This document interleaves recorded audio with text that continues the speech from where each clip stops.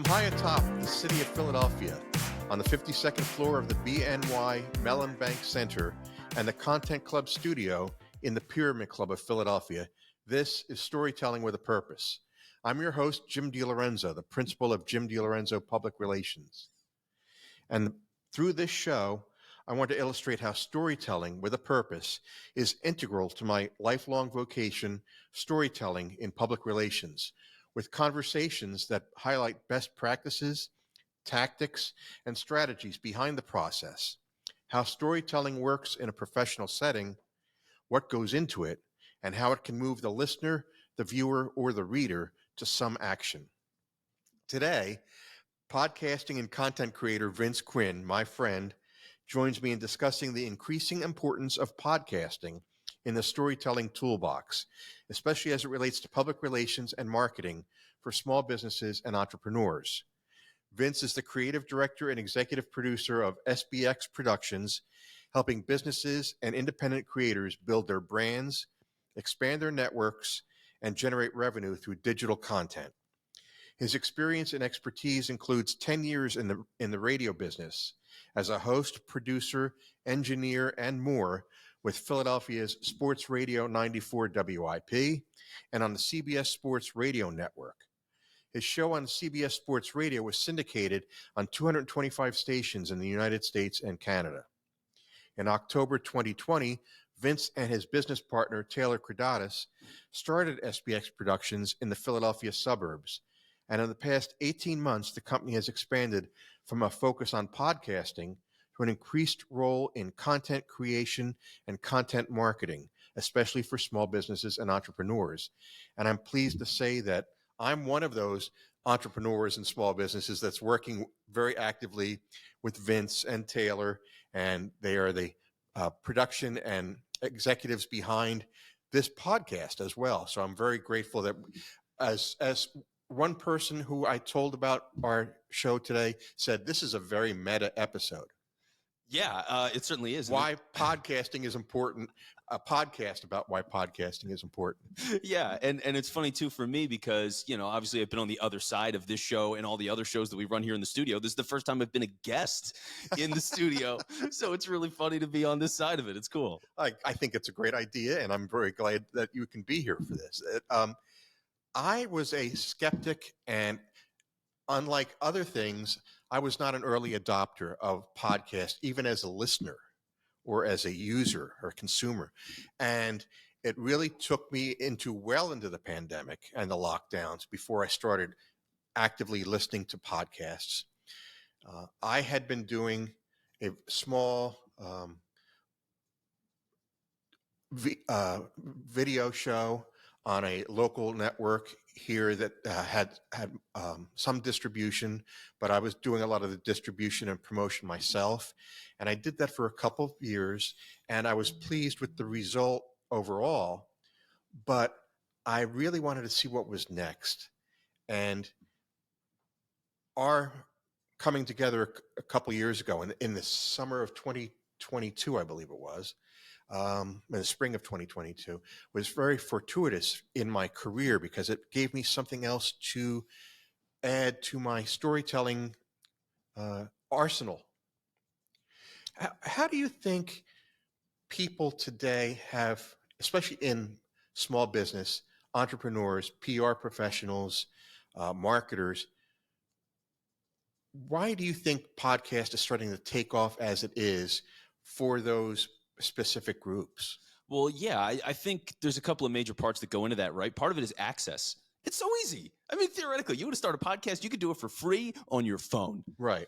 You could do it in 10 seconds. You could say, you know what, I'm going to start a podcast and record episode 1 right then and there. Okay. I mean, it can really be, it's probably not going to be any good. Right.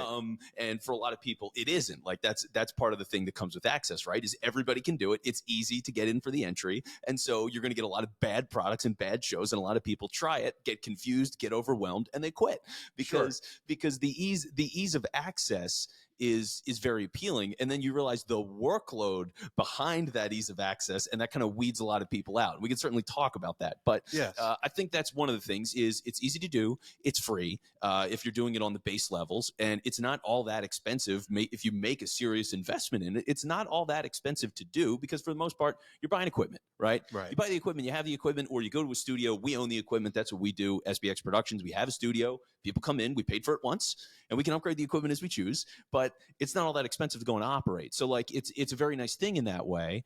And the other part of it is it's a good way to showcase personality, right? Like to have this opportunity to go, oh, okay, I can get this person to speak about something that they know very well, and they can showcase that, and other people will go, oh, they're really smart, let me hire them. Sure. You know what I mean? That's what a lot of this is, especially in the business space. It's, hey, how can I hire this person, or how can I get people to hire me? It just works. So I think for a lot of people, it feels easy. It's not overly complicated. You don't need incredible skills in terms of like editing and production value and graphic design just to get started. And once you get started and get consistent, then you start to figure those things out. And what do you think of the strategy of podcasting as far as what I try to do? And you know this from working with me the last few months. What I try to do is find a guest that I think can contribute to the overall focus of the show, which is storytelling with a purpose. So what am I talking about? I'm talking about techniques, tools, stories that they've told, how they found those stories. What do you think other entrepreneurs and other business owners can focus on that makes people want to listen to their shows? That's the other thing I'm worried. That's the thing I worry about is anybody listening? Well, yeah, and naturally everybody has that question, right? I mean, you do this, and like everything on social media or online in general, you want people to go to your website, follow your Instagram page, like whatever it is. You're doing it to get something back. Like that is the goal for a lot of people. And I think in a lot of ways, when we're in influencer culture now, like those are the people that dominate, and they're all over the place. We had somebody that stumbled into our content club meeting just the other day with 1 million followers, and like I don't mean this in any disrespectful way whatsoever. I had no idea who she was, but she's local. She has 1 million people. And I was like, oh my God, this is incredible. And she has a lot of problems like everybody else. But it's so fascinating about this kind of stuff, because when you're thinking about where people are and what they want to accomplish, right? I think you hit on this a little bit. You gotta have a reason for why you're doing the show. And there's so many people who don't. They just know they need to be there. Right. So they do it, or they think they can do it. That's that was the key to me for me in deciding to do this was, okay, I'm going to do this. Why am I going to do this? What's my purpose in this? Overall, my purpose is to broaden people's awareness of me as a public relations professional who has some skills that they can bring to the table for their projects, has the ability to tell a story. I like storytelling, and I think podcasting is the next way for us to reach people in storytelling. But I didn't go into that without really thoroughly thinking through what I wanted to do. And, whether it's bringing a client on to talk about what we're doing together, or how I met that client, which was one of our episodes, and the work that we're doing together, or a fellow professional who is like you doing something that I think adds to the storytelling genre.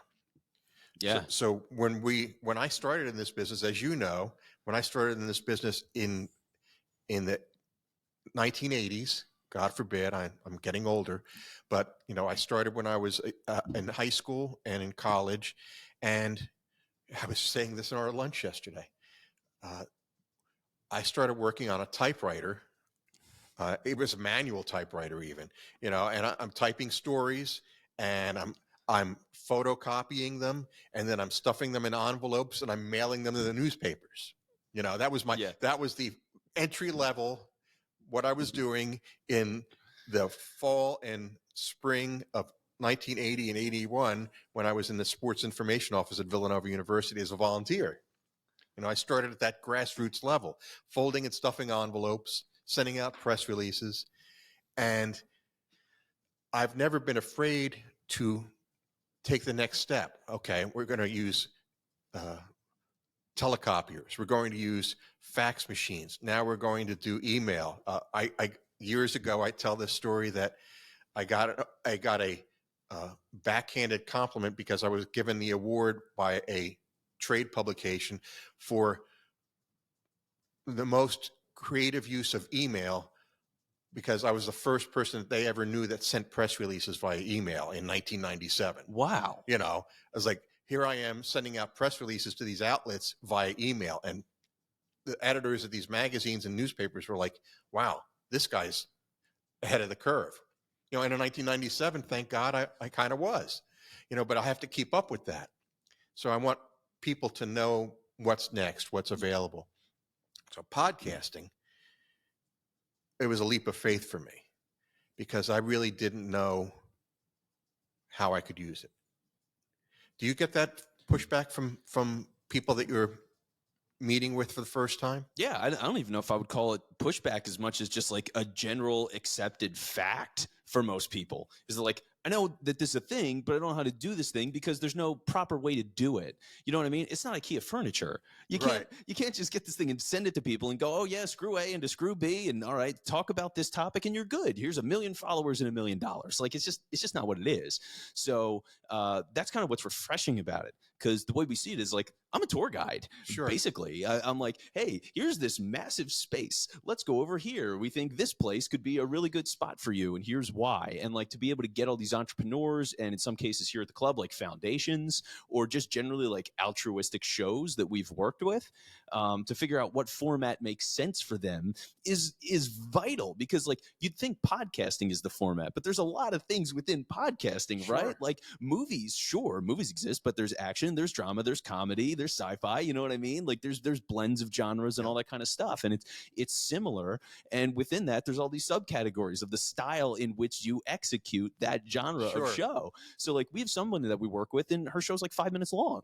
There's nothing wrong with that. You know, people always think, oh, I've got to talk for an hour to somebody. Sure. No, you don't. Why? Like, if you're doing that just to do it, you're not helping yourself. You're just arbitrarily wasting potentially 55 minutes of your time talking about something that people won't listen to. And you've probably spent even more time, or ideally, you have spent more time preparing for. So you've wasted all of that too. So, like, it's just, you got to figure out what the best way is. And that's a lot of our process, is finding out, like, who somebody is, what kind of resources they have, what are they actually looking to accomplish, and how can you do that in a way that makes sense for everybody, not just in terms of going to the goals that they want to do, but being something that they can afford, and afford sustainably. You know what I mean? Like, this is not a short-term gain. You know what I mean? It's not like, oh, I'm going to do a show for a couple of weeks and then everything changes for me. I mean, that is incredibly rare. Sure. Like, unless you're already a celebrity with a massive baked-in audience, like, you're going to have a hard time. And even those people, their shows half the time they stink because they're just like, oh, I'm famous, I'll just do a podcast. And then they have no idea what goes into it and it falls apart. So like figuring out for people, all right, what can you do consistently and how is that going to work for you? Some people that is weekly. And I think a lot of people, when they think of a podcast, they go, oh, I need to do this on a weekly basis. Absolutely not. No, you don't. I mean, we encourage people all the time here at the studio. Me and Taylor, who's on the other side of this, will continue to make this more meta by the moment. But Taylor, who's the engineer on the other side of this conversation, we talk about these things all the time. And what we recommend to people, do it in a season. Yes. Do 10 episodes. You do 10 episodes, you go, great, I did all this. I know what it looks like now. I know the workload involved. I like it or I don't. I'm getting results or I'm not. And you figure it out from there. And from that, actually, I want to go back a little bit to something we were talking about earlier, because you talked about listeners and how many people are listening. Sure. And I want to let people know that listeners to some degree are overrated, right? Like raw number, size, volume, overrated. Because the thing is, who's listening? Exactly. You want to have the right people listening, and it might not be 1 million people listening. It might be 5 key individuals that see you and say, "Oh, this is good stuff." Yeah. And that's the approach, right? Like we have one show, it's got, it's a fairly big show as we see it. They've got somewhere in the ballpark of, I don't know, 1,500 people that could listen to a given episode between audio, video, putting that together. Those people are high level people that are Sure. listening, and they're guests on the show once in a while as well. And on the show are saying, yes, I listen to the show and it's great for me to be on this. And you think, oh my God, the value of some of these names, and to be able to tell other people, interested parties, sponsors, whatever it might be, that those people are listening. That's value, So I think that's what people really need to consider with this kind of stuff is, again, it's like, why are you doing this? Because if you're doing this to get a lot of listeners and get a lot of views, you need to do something that appeals to the general public, which if you can't define who your audience is, you're going to have a hard time anyway, and you're probably going to fail. Sure. So if you're saying, for example, I worked with a guy in personal finance for a while, and he was ahead of the curve. This was like 2015. Personal finance company, had a podcast was also on the radio. I was his dedicated podcast producer, and my job was to make sure that, every week we had a couple of segments. But his reason for doing it, his purpose behind it, was that he has a lot of clients. They're reaching out to him all the time. Frankly, he didn't want to take all those phone calls and answer all those emails. So if he figures, he puts them into a format where people can listen at any time and answer those questions. Exactly. So he could answer his people's questions. He could talk about current events in the news. He could bring on experts about certain things that were trending in the calendar. Certain times a year, you're going to deal with different things. So, okay, how can I capitalize on that and make it compelling to my already existing customers and do it for retention? It's like, you're brilliant. I was like, damn, I'm really ahead of the curve. You're right. So that was eye-opening. Now, the thing that I'm fascinated with, content creation, is something that's maybe become the buzzword over the last year and a half, probably 18 months or so.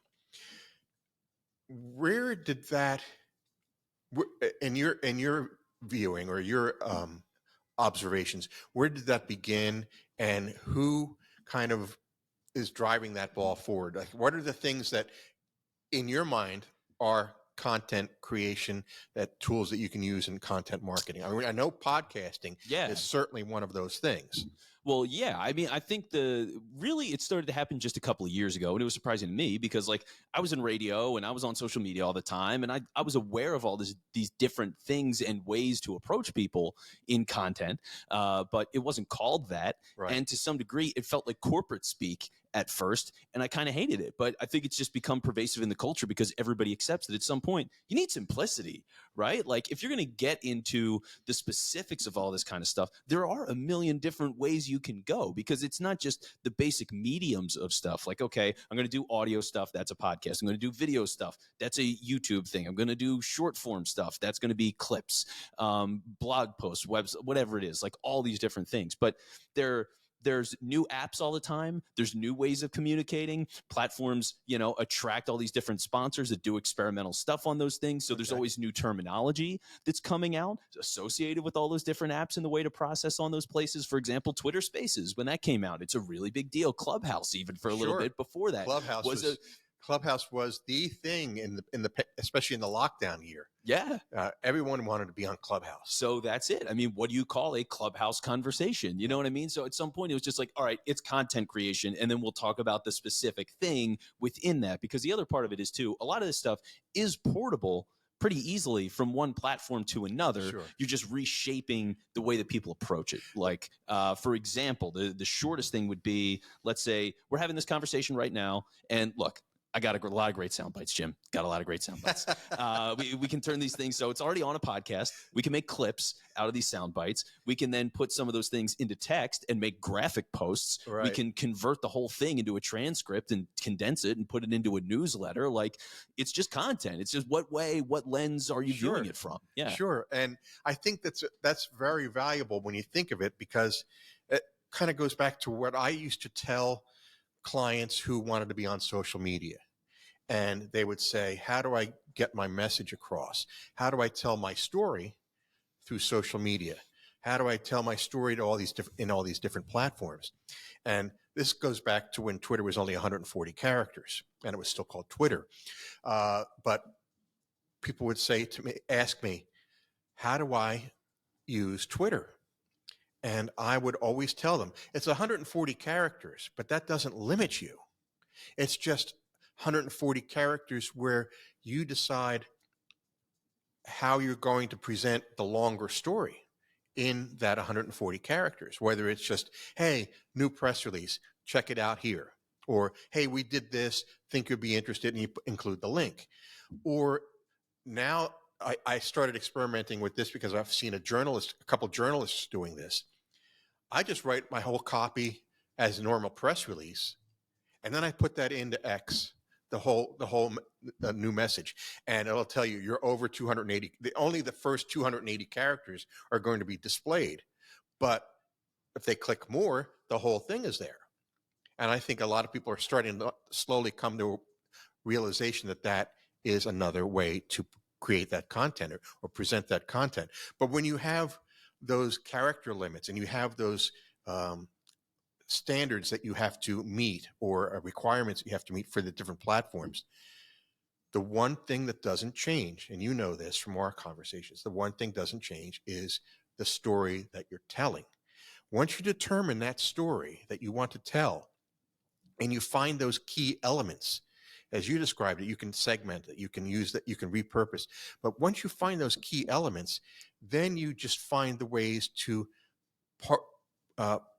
partition out, if you will, or portion out the elements of your story to continue the dialogue. I years ago, when I was first in the internet space in '97, I made a veteran advertising creative person laugh hysterically when I mentioned Burma Shave. Now, in the 30s and 40s, Burma Shave was the number one shaving cream for men. And they would have signs on the highways, on the roads. And it was like a 4-line advertisement.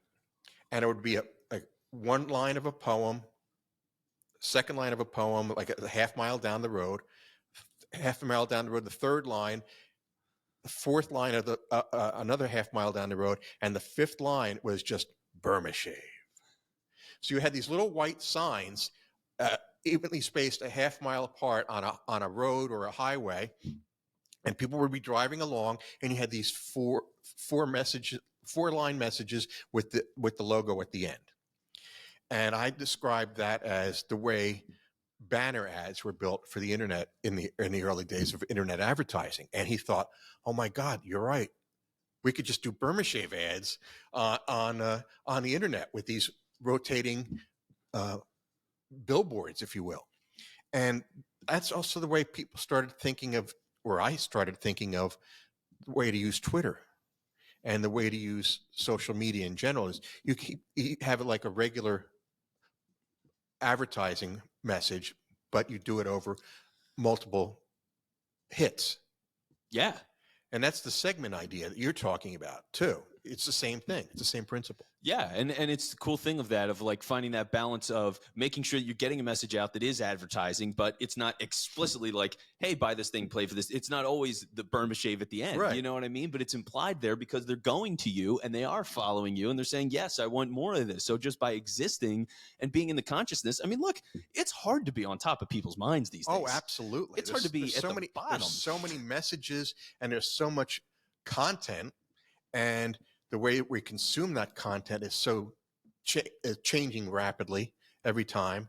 You know, we're talking about podcasting. We're talking about audio and video clips and things like that. Somebody had the news the other night, local news, had a story about a crime.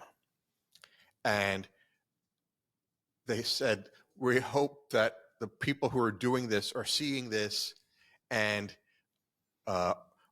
know that we're not going to put up with this. And I looked at my wife and I said, do you really think that the criminals that are involved, these preteen or teenage or young or early 20s criminals, are actually sitting at home watching Action News and seeing this police guy say, you know what, he's right, I'm not going to do this anymore? They've never seen Action News. They don't know. They don't sit there for the half-hour newscast. No way. You know, so the way they're receiving these messages, you know, we have to keep up with that. We have to keep up with how we tell our stories in these different venues. Yeah, and news is actually notoriously awful at that, right? Yeah. I mean, they just haven't been able to do it. Every time you hear a story about news, it's, oh, newspapers are falling apart. Newspapers don't have staff. I mean, this is kind of a side note, but like Sports Illustrated just I mean, they just got crushed. That is a terrible thing. We talked about AI in an earlier segment with Brian Hart, my friend Brian Hart, and yeah, Sports Illustrated turned over basically almost all their writing to AI. To AI with the idea of just, screw journalism. Let's just get crappy referral links in there and we'll just try to make money selling volleyballs is like what that became. And so that's because when it was a legitimate outlet that had real power and authority and quality writing, they didn't know how to adapt properly. They ultimately ended up selling the name because the name was valuable. And then a bunch of really scummy people that don't truly appreciate content went and bought it. Like it's just what happened. So for all these outlets, all these newspapers and things, I mean, it's just completely falling apart. They haven't been able to transition. They're having a really hard time.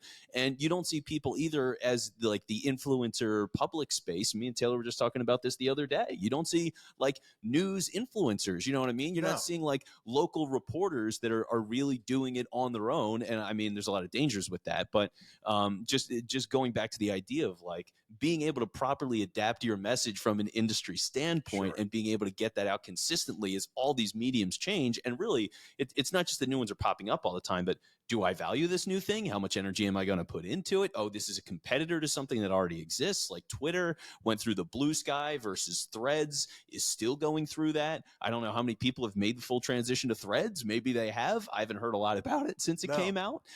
Threads is the new Clubhouse. Yeah, maybe. I really have no idea. Nobody talks about it to me. Right. I don't have anybody that says follow me on Threads. So I don't know. It's just fascinating, but that's part of the challenge. And so that's why it's like when you get to this fundamental thing of like what is content and how to do it and how to do it well, you got to do something that is stable. And for us, podcasting is stable. Like we think it's about as stable as you can be because you're on Apple, you're on Spotify, you're on Amazon, you're on all these different platforms. You can easily do video like this show is and our studio is, and you can put that on YouTube or Rumble or wherever the hell people want to be, Twitch. You can do it in all those different places. You can convert the video clips to Instagram and all that. Like it's just knowing the best way to get this. You own this. Like platforms changing are not going to change your podcast. You own that feed. People subscribe to that feed that you own, and those platforms are lucky enough to carry it for you. You know what I mean? That's a great way to describe it. I think that's important for people to know.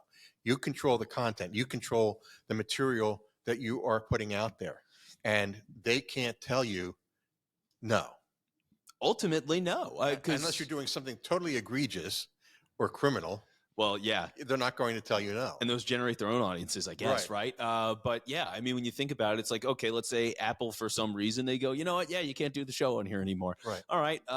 Well, I've got my website, or I'm going to start an app, or there's all these other platforms. And I mean, what are the odds that 15 podcast platforms are going to ban you? You know what I mean? Like, it just is what it is. Or if they try to put weird monetizing rules in place and charge you to have your feed on there, you can put the feed wherever you want. Sure. So like having that kind of flexibility and ownership where it really is your product and you own it and these other companies don't.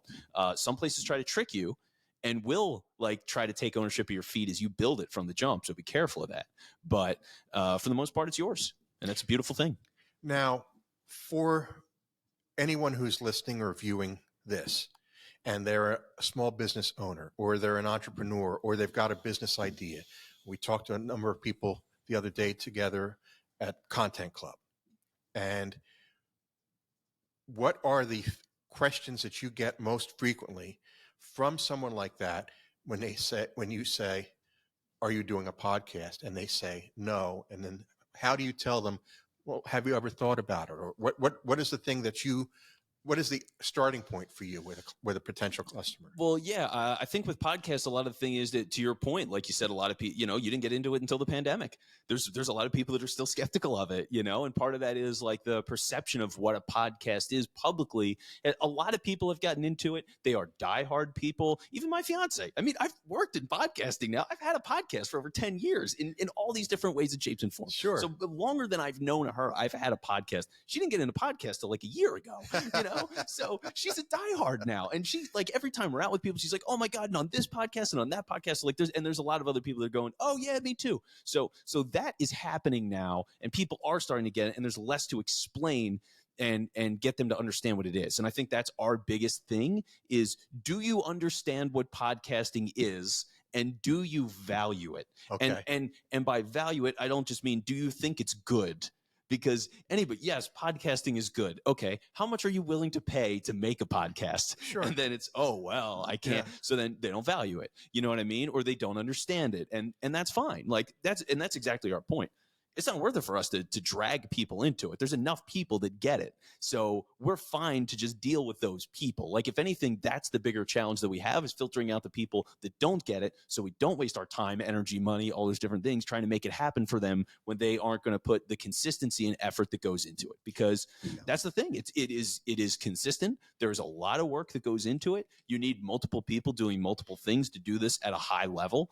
And for everyone that understands that, I mean, we don't lose clients. And that's why, because we know what it takes, and we're very upfront with people about that, and we try to be as fair as we can in the charging, because we understand it's an ongoing thing, Right. you know? So it's essentially like we're dating, and assuming you like how we do this after a season or two, then we're probably married and we're your production partner, and it just is what it is. You know what I mean? So that's how we approach all of this, and that's what's made it easier, is like, we care about your show, but we don't own your show. And for the people who get that, it means a lot. One of the things I like about working with you, and one of the things that I try to tell my clients and customers and colleagues and friends, is that, you know, there's a strategy, there's a thought, there is a rationale for doing this. And I think one of the things that public relations professionals in particular, and marketers in particular, need to integrate into their thinking is it's a part of the strategy. It's not the total strategy. You know, you can't just put the podcast out there and leave it alone. You know, you have to promote it. You have to do the segments. You have to do the clips. You have to do the social media outreach. And the other thing that I think is very important, and you touched on this earlier, you have to get the people that you want as customers, or people that you have as customers or clients or partners, you have to let them know that you're doing this, so that they can tell people and they can listen in, or they can choose to or not listen in.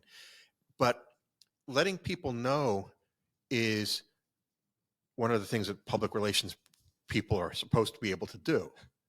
And I think it's funny when people say, oh, I'm doing a podcast, but they're not telling anybody about it. They're just putting it out there. And every once in a while they'll say, hey, you know, I've got my own podcast. It's like, oh, where is it? It's on my website. How do I get there? I'll send you the link. You know, it's not, they're not ready to even show it to you or tell you about it. It's, I'll send you the link. Or they don't have a card to hand you with it, with, you know, here's the show or something like that. Yeah, it happens all the time. I mean, and people, it's so funny, because when I explain it to people all the time, I go, listen, if you have a favorite TV show that you really like to watch, you knew that show was coming back before it did. Right. You know, they had a trailer, they had commercials, they tweeted about it or whatever it is. Like, they let you know. And nobody does that on their own. They're always just like, oh, I'm starting a podcast. All right, let me get that first episode out. And then by the time people actually see you have an episode out of anything, you might be on episode 6, you know? And that's the first time they're seeing it. And odds are, with all these things out there, unless somebody absolutely loves you, the odds are it's going to take a couple of times for them to see it, to actually go, you know what, let me click on this thing and do that. Which is why for us, it's the same thing, right? We talk about big picture. It's always like, before we release the show, we're going to record a bunch of episodes. We're going to make sure it's good. We like the format. We feel good about it. All the production process is right on the back end. Then we're going to have a trailer, release that trailer, get people excited. And then after a couple of weeks of promoting that trailer relentlessly, then you release the show and people actually know it's happening. And, you know, maybe they'll listen to your first episode, whether it's season 1 or season 5. Like, it's just one of those things. You're constantly battling for attention. You need to tell people it's there. They know it. Deep down, they really do know it, but they just never think to access it when they're doing it for themselves. Sure. I loved that idea when we started this process, the trailer. I had never really thought about that.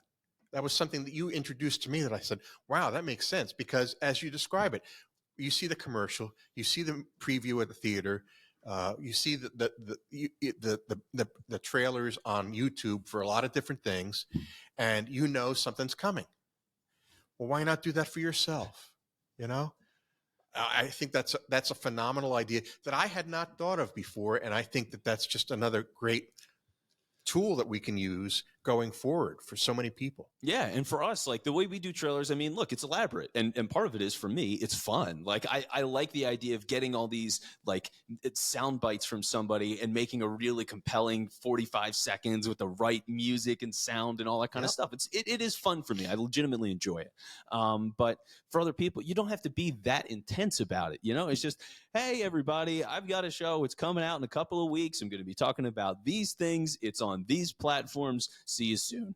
And that's it. Like it doesn't have to be a masterpiece. So for the people who go, I can't edit, I don't know what I'm doing. Well, that's all you need to do. You can do it in one shot. You could do it start, stop, and get it together. Like whatever you need to do. But yeah, please, for the love of God, promote your shows. Promote your shows. If you're going to do anything, when you're starting a show, please promote it and please just have a goal of why you're doing it.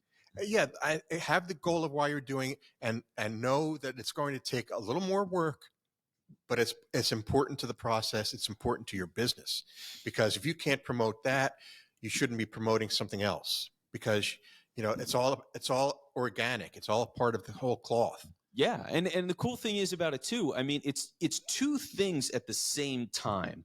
Right? When you're thinking about your day-to-day, especially as an entrepreneur, right? You're doing pretty much everything by yourself, especially early on. You've only got so much time for stuff, but you value these things, right? You value marketing, and also networking is just as important. I mean, it's worth paying money to network, right? You pay to go to events and things like that. That's right. Like this is marketing and networking in the same exact thing. And so to be able to get all this different social media contacts or content and be able to put that out to get these relationships with people and have them in front of you or over Zoom or whatever you're using to record, like to have all of those things in place, that is really valuable. And people don't always appreciate that, until we really sit down. And that's the thing. It's like, even for the people who get it, a lot of times it's like, oh, they kind of understand it. But then, the funny example is like, all right, I understand how a bike works. Can I build one? No, so I guess it's like, so what degree do I get it? So when we explain that to people of like, that's what this is, then it makes a lot more sense. When you explain to people, hey, you've got a marketing department, but they're not podcast people. They're not editors. They don't understand this. But if I give them clips and I give them the show, they can promote it well, which means they're going to be more effective. They're going to be happier. And you're still getting not just the better team, but you're being more effective in your day-to-day with your networking and your just general marketing practices. Like it's such a slam dunk. Right. I agree. And it's one of those, it's a very valuable tool in your toolbox that you didn't have maybe 2 or 3 years ago.